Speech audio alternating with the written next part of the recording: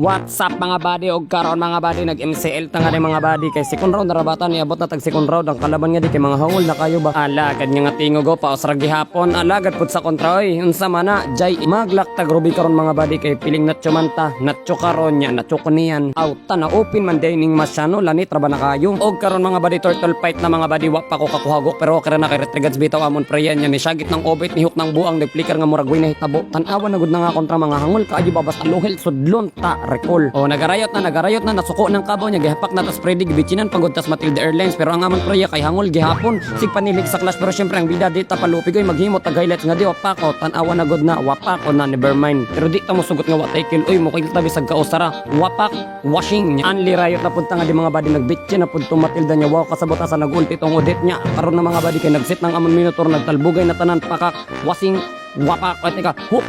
washing wapak sabay alis na parang nothing happen tay sa palihuk ako bay oy Ruby nagsolo sa bap nag-inisog sa mga kontra niya gipakpakan sa masya to nagbinugo recall okay ra daog gihapon murag mo champion pagod mi ba